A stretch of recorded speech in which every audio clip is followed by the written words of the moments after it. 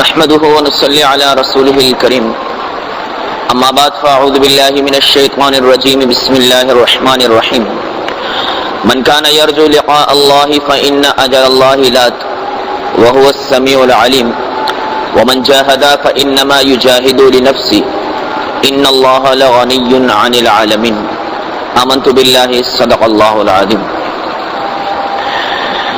میرے قابل عزت احترام محترم عزیز و دوست اور بزرگوں، انسان کی زندگی میں 3 دن بہت اہم ہوتے ہیں.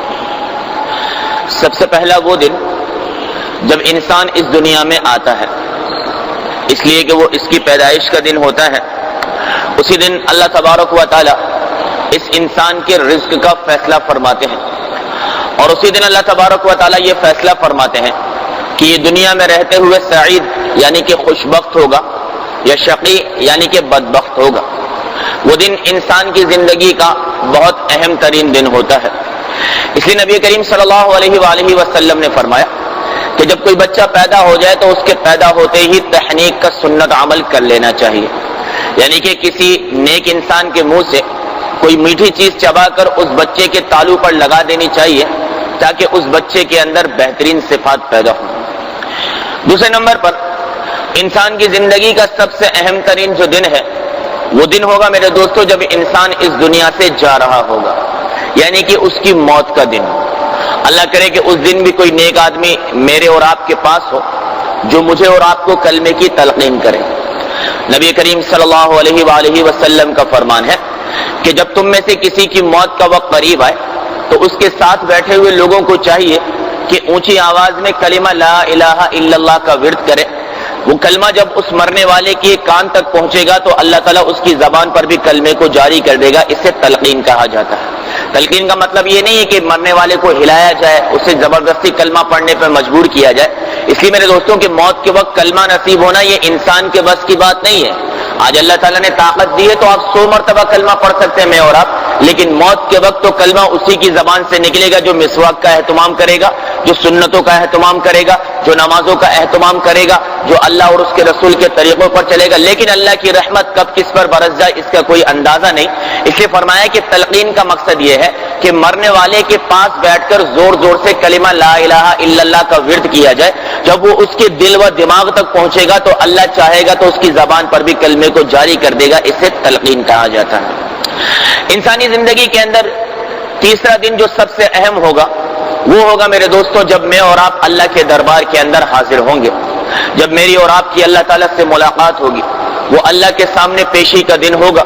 وہ میرے اور آپ کے دنیا میں گزارے ہوئے ایک ایک پل کے حساب کا دن ہوگا، اور اللہ تبارک و تعالیٰ اس دن ہم سب کا احتساب فرمائیں گے. یہ 3 دن انسان کی زندگی میں بہت زیادہ اہم ہے.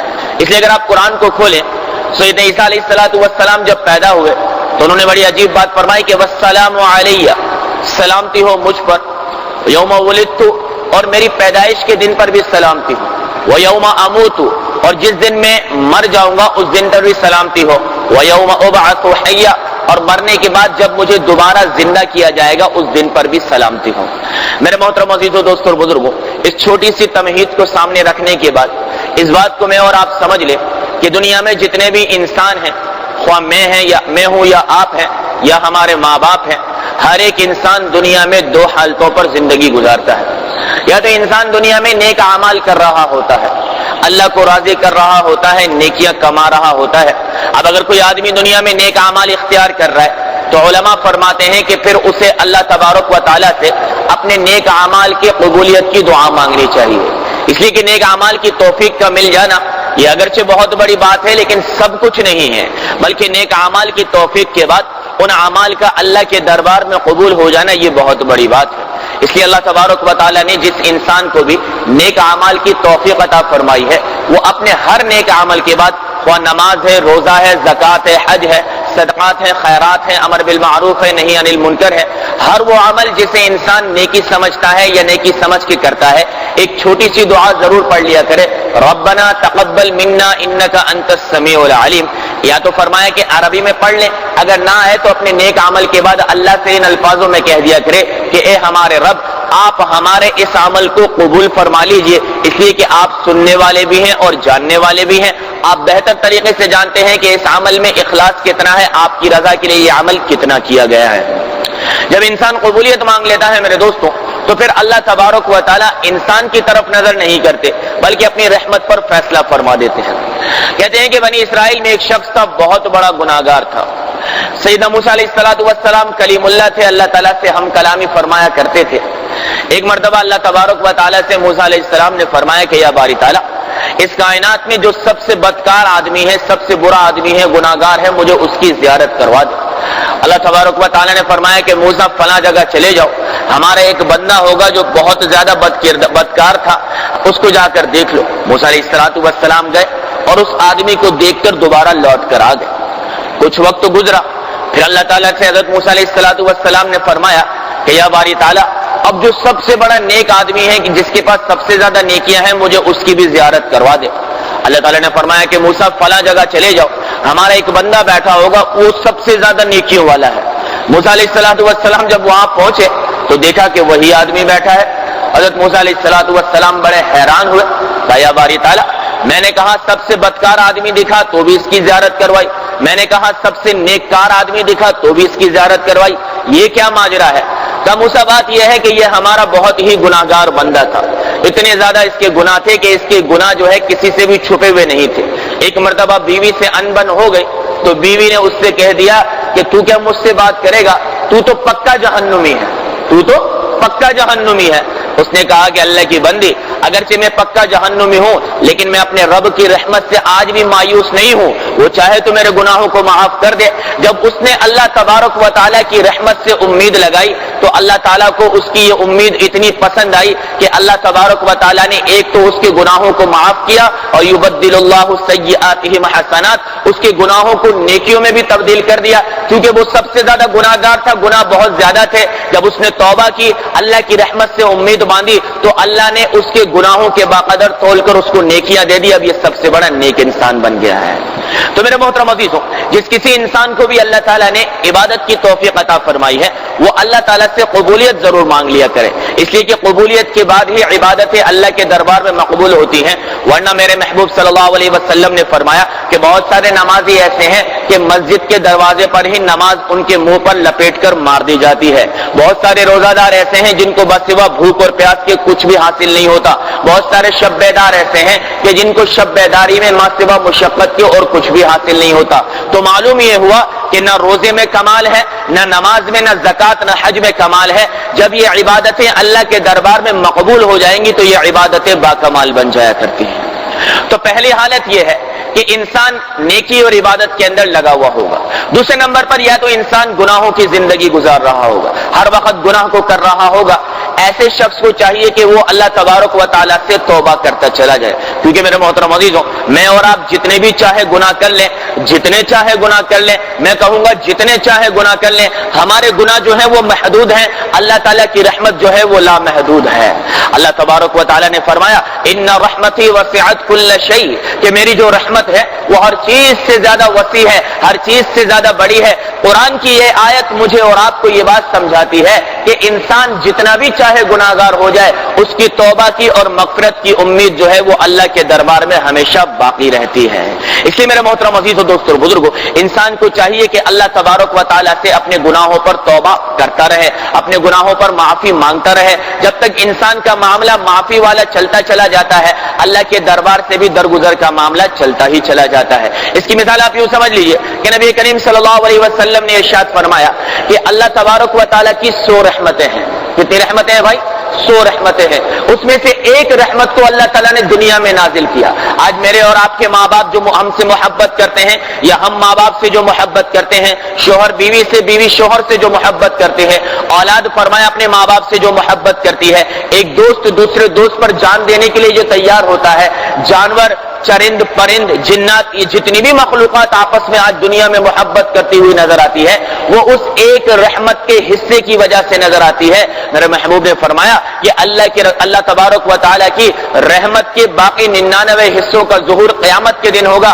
जब एक हिस्सा रहमत का दुनिया में आया तो हमारे माँ बाप हमारे लिए जो है थोड़ी सी तकलीफ बर्दाश्त न कर सकेंगे। अरे अल्लाह ताला जब 99 रहमतों का नुज़ूल का ज़ुहूर करेगा तो किस तरह अल्लाह ताला अपने ईमान वालों, अपने मानने वालों बंदों का जहन्नुम में जाना पसंद करेगा। यही तो वजह है मेरे भाई कि अल्लाह ताला ने बख्शिश के बहाने दे दिए हैं कि किसी तरीके से मैं तुझे माफ कर दूं, किसी तरीके से तुझे जन्नत में जाने का फैसला कर दूं। लेकिन अगर इंसान उन बहानों को भी ना अपनाए तो फिर क़यामत के दिन इंसान क्या अल्लाह ताला से शिकवा करेगा। मिसाल के तौर पर एक आदमी नेकी का इरादा करता है। अब आपने ये सोच लिया कि यार आज मैं जरा जोहर की नमाज से पहले उठूंगा और एक सिपारा तिलावत कर लूंगा। आपने ये इरादा कर लिया, अब आप सो गए, आपकी आंख खुली तो जोहर की अजान हो रही थी, आपको अफसोस हुआ यार कि सिपारे का इरादा किया था, आप भूल गए। आपने जो नेकी का इरादा किया तो अल्लाह के रसूल ने फरमाया कि नेकी के इरादे पर भी अल्लाह ताला एक नेकी अता फरमाते हैं। मिसाल के तौर पर आपने आज सोने से पहले इरादा किया कि यार आज जोहर की नमाज के बाद मैं टीवी पर कोई क्रिकेट का मैच देखूंगा या कोई प्रोग्राम देखूंगा, लेकिन आप जब उठे तो आपने फरमाया कि वो गुनाह नहीं किया। अब इरादा करने पर नेकी तो मिल गई लेकिन इरादा करने पर गुनाह कोई भी नहीं मिलता है।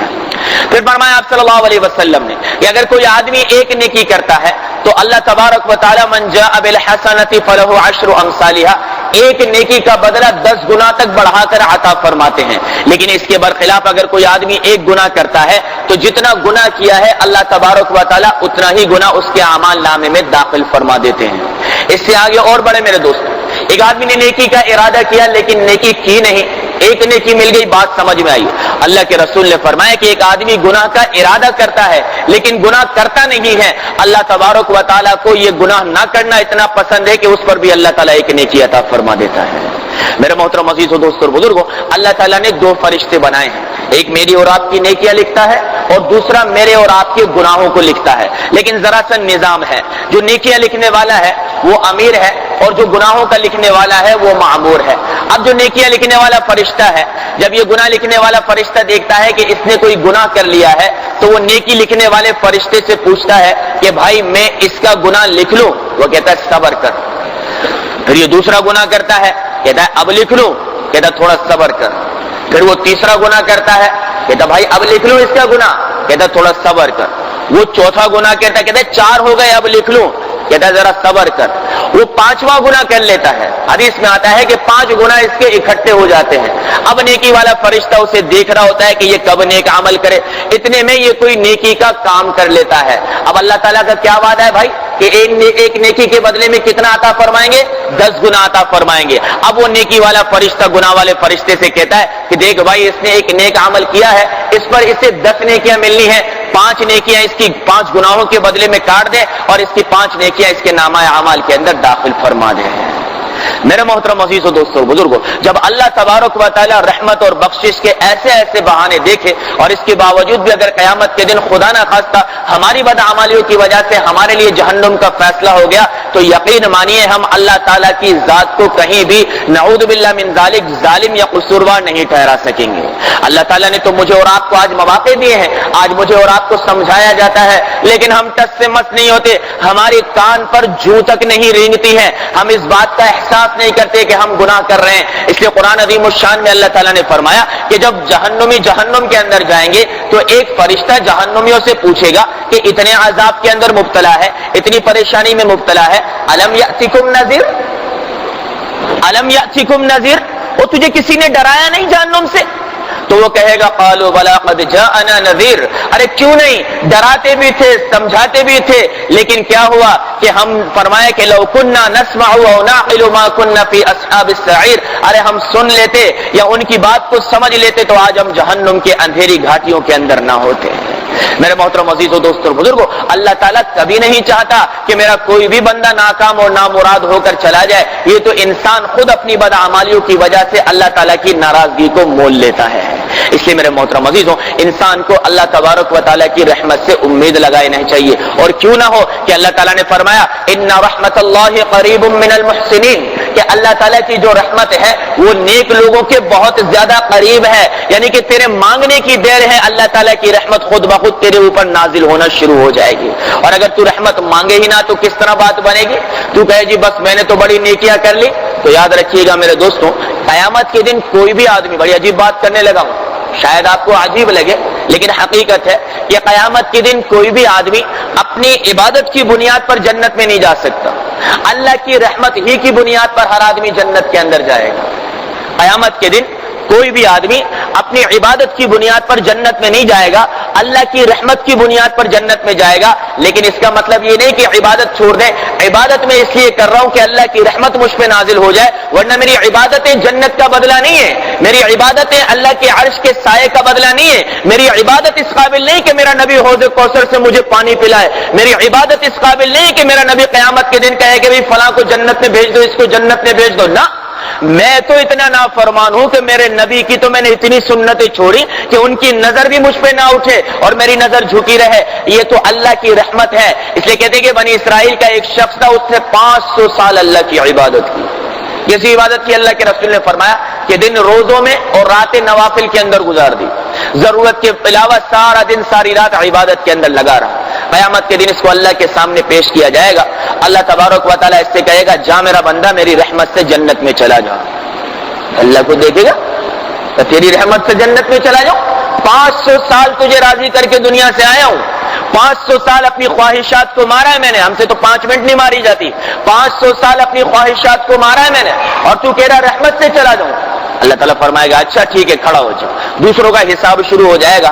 اب عرش کا حشر کا میدان میرے دوستوں، سورج سوا نیزے کے اوپر کھڑا ہوا ہے، اسے پیاس لگے گی، یہ یہاں دوڑے گا وہاں دوڑے گا، اتنے میں اللہ کے حکم سے ایک فرشتہ جو ہے ایک پانی کا پیالہ لے کر اس کے آگے سے گزرے گا، یہ پکڑے بھائی میری بات سنو میری بات سنو، کیا ہے؟ کہا تھوڑا پانی پلا دو یار، کہا پانی پلا دے، یہاں تو مال سے نہیں ملتی، یہاں تو اعمال سے ملتی ہے، کہا اچھا لے لے کیا چاہیے؟ کہا 100 سال کی نیکیاں دے دے، کہا 100 سال کی نیکیاں دینے والا مجھے نہیں پینا پانی۔ وہ کہے گا ٹھیک ہے، تھوڑی اور پیاس کی شدت بڑھے گی، پھر اللہ کے حکم سے ایک فرشتہ آئے گا، کہے گا بھائی پانی پلا دے، کہا بھائی کیا لے گا؟ 100 سال، نہ اب تیری پیاس بڑھ چکی ہے، اب 200 سال کی عبادت چلے گی۔ وہ کہے گا بھائی عجیب بات ہے، ابھی 100 سال میں ایک آدمی دے رہا تھا ایک پیالہ پانی، اب تو 200 سال کی عبادت ایک پیالے پانی کے بدلے میں مانگ رہا ہے۔ وہ کہے گا مجھے نہیں پینا، کرتے کرتے میرے دوستوں وہ 500 سال کی عبادت تک آئے گا، اس کا حلق ایسا خشک ہو جائے گا کہ موت پر آ جائے گی۔ وہ کہے گا بھائی جان ہے تو جہان ہے، چنانچہ 500 سال کی عبادت دے کر ایک پیالہ پانی کا پی لے گا۔ اب جیسے ہی پانی کا پیالہ پیے گا، میں نے مولانا طارق جمیل صاحب کی زبان سے سنا، میں حدیث کے الفاظوں کو نہیں کہتا، جیسے ہی پانی کا پیالہ پی کے یوں رکے گا، سامنے اللہ تبارک و تعالیٰ فرمائیں گے بول میرا بندہ اب عبادت کی بنیاد پہ جنت میں جانا ہے یا رب کی رحمت کی بنیاد پہ؟ اب سجدے میں گرے گا کہ میرے مولا میں کیا، میری اوقات کیا، اور میں نے تو 500 سال کی عبادت ایک پانی کے پیالے کے بدلے میں دے دی، اور دنیا میں تو نے مجھے ہزاروں پانی کے پیالے پلائے، میں اس کا بدلہ کس طرح اتار سکتا ہوں؟ اس لیے میرے دوستوں اور بزرگوں، انسان اللہ کی رحمت ہی سے جنت کے اندر داخل ہوگا۔ عبادت میں اس لیے کر رہا ہوں کہ میرا پروردگار مجھ سے راضی ہو جائے۔ اللہ تبارک و تعالیٰ کی ذات بڑی محبت کرنے والی ہے، اس لیے میرے دوستوں یہ رحمت کا عشرہ ہے، یہ رحمت کا عشرہ ہے۔ اس لیے میں آپ حضرات سے آج اس بیان کے عنوان پر ایک عجیب قصہ سنانے لگا ہوں، تھوڑی دیر کے لیے 1 منٹ کے لیے باہر کا مائک بند کرو۔ کہتے کہ ایک شخص تھا، کفن چور تھا، کفن چوری کیا کرتا تھا۔ ایک مرتبہ وہ ایک قبر کے اندر اترا، اور جیسے ہی اس نے میت کے اوپر سے کفن کو اتارا تو اندر ایک خوبصورت جوان عورت کی لاش پڑی تھی، اس پر شیطان سوار ہوا، اس نے اسی قبر میں بیٹھ کر اس مردہ لاش کے ساتھ زنا کر دیا۔ باہر کے مائک بند ہے بھائی، ابھی فتویٰ جاری نہیں کرنا کہ کیسے کیسے قصے سنانے لگے ہو، میں تو اللہ کی رحمت سے آپ کو ملانا چاہتا ہوں۔ تو اس شخص نے کیا کیا کہ اسی قبر کے اندر اس نوجوان لڑکی کی لاش کے ساتھ زنا کر دیا۔ اب حضور اکرم صلی اللہ علیہ وسلم کے دربار کے اندر یہ شخص حاضر ہوا، اور آ کر آپ صلی اللہ علیہ وآلہ وسلم سے یہ کہنے لگا کہ یا رسول اللہ مجھ سے بہت بڑا گناہ ہو گیا ہے۔ آپ صلی اللہ علیہ وسلم نے فرمایا اللہ معاف کرنے والا، نہ یا رسول اللہ مجھ سے بہت بڑا گناہ ہو گیا۔ اللہ کے رسول نے فرمایا تو نے کیا کیا ہے؟ چنانچہ اس نے اپنے گناہ کو آپ صلی اللہ علیہ وسلم کو سنایا، تو روایت میں آتا ہے کہ اللہ کے رسول کا چہرہ غصے سے سرخ ہو گیا، اور اللہ کے رسول نے بھی ان سے منہ موڑ دیا۔ اب جب اس نے دیکھا کہ جس کی فرمایا جو رحمت للعالمین ہے، اس نے جب مجھ سے منہ موڑ دیا تو میں تو گیا کا گیا، اب وہ آدمی وہاں سے روتا ہوا اٹھا اور جنگل میں جا کر رونا شروع کر دیا. فقیہ ابو اللیث سمرقندی رحمۃ اللہ علیہ اپنی کتاب میں لکھتے ہیں کہ اللہ تبارک و تعالیٰ نے جبرائیل علیہ الصلوۃ والسلام کو حضور صلی اللہ علیہ وسلم کے پاس بھیجا اور بھیج کر کہا کہ میرا محبوب ذرا مجھے یہ بات بتاؤ کہ یہ جو میری مخلوق ہے اس کو آپ نے پیدا کیا ہے یا کسی اور اللہ نے پیدا کیا ہے یا کسی اور نے؟ تو اللہ نے پیدا کیا ہے. کہ اگر یہ کوئی خطا کرے کوئی گناہ کرے تو اس کو اللہ معاف کرے گا یا کوئی اور معاف کرے گا؟ تو اللہ تعالیٰ معاف کرے گا. تو کہا پھر جاؤ اور جا کر میرے اس بندے سے کہہ دو جس سے خطا ہو گئی تھی کہ اس کی توبہ اور اس کے آنسوؤں کو دیکھ کر اللہ تعالیٰ نے اس کے گناہ کو معاف کر دیا ہے. اس لیے میرے محترم عزیز و دوستو بزرگو، اللہ کی رحمت سے کبھی بھی مایوس نہیں ہونا ہے. سیدنا حسین رضی اللہ تعالی عنہ جب مسجد کے دروازے پر آتے تو دروازے پر آنے کے بعد بڑے عجیب انداز میں یہ بات فرمایا کرتے تھے. آپ نوٹ کر لیجئے، لکھ لیجئے، ذہن میں ڈال دیجئے، آپ بھی روزانہ یہ بات کیا کیجئے. فرماتے ہیں کہ جب وہ آتے دروازے پہ آ کے رک جاتے اور فرماتے کہ اے پروردگار تیرا بدکار بندہ تیرے دربار پہ حاضر ہے. اے پروردگار تیرا بدکار بندہ تیرے دروازے پر حاضر ہے. میرے مولا تو نے کہا ہے اچھوں کو کہ بروں کے ساتھ اچھائی والا معاملہ کرے. آپ اچھے ہیں میرے مولا اور میں برا ہوں، آپ میرے ساتھ اچھائی والا معاملہ فرما دیجیے. اس لیے میرے محترم عزیز و دوست اور بزرگوں، میں اور آپ مسلمان ہیں، اللہ تعالیٰ کی توفیق سے مسجدوں میں بھی آتے ہیں. ایک میرے دوستوں آدمی ہے مندر سے نکلا بت کی عبادت کی جہنم میں چلا گیا، سمجھ میں آتا ہے. ایک آدمی گرجا گھر سے نکلا اور ساری زندگی غیروں کو پوجا، جہنم میں چلا گیا، سمجھ میں آتا. ایک آدمی مسجد سے نکلے اور قیامت کے دن جہنم کا فیصلہ ہو جائے، یہ بات عقل میں نہیں آتی ہے. اس لیے میرے دوستوں آپ اللہ تبارک و تعالیٰ کو اسی دنیا میں منانا ہے، اللہ تعالیٰ کی رحمتوں کو حاصل کرنا ہے. اس کے لیے توبہ کے دروازے کو بالکل مضبوطی سے پکڑنا پڑے گا. اللہ تبارک و تعالیٰ نے تو فرمایا کہ لو بلغت ذنوبک عنان السماء ثم استغفرتنی غفرت لک فلا ابالی. اور میرا بندہ کر کر کر اتنے گناہ کر کے آسمان کی اونچائیاں اور زمین کی گہرائیاں تیرے گناہوں سے پوری کی پوری کائنات بھر جائے اور پھر تو کہے سچے دل سے یا اللہ میری توبہ، میں تیرے سارے گناہوں کو معاف کر دوں اور تیرے رب سے کوئی پوچھنے والا بھی نہیں. لیکن اگر تو ایک بار بھی نہ کہے یا اللہ میری توبہ، پھر قیامت کے دن تیرا رب تیرے ساتھ کوئی فیصلہ کرے تو کیا معاملہ ہوگا. اس لیے ہم سب توبہ کو لازم پکڑیں. اور اس وقت ہمیں توبہ کی اشد ضرورت ہے. ہمارے جو ملکی حالات ہیں اس وقت ہم پر جو اللہ کی طرف سے حالات آئے ہیں، یہ حالات چیخ چیخ کر کہہ رہے کہ لوگوں اللہ سے ملو، اللہ سے ملو، اللہ سے ملو، اللہ سے اپنا تعلق قائم کرو. اللہ تعالی ہم تمام کے تمام مسلمانوں کو اللہ کی رحمت سے فائدہ اٹھانے کی اور توبہ کرتے ہوئے اپنے گناہوں پر معافی مانگنے کی توفیق عطا فرمائے. وآخر دعوانا ان الحمد للہ رب العالمین.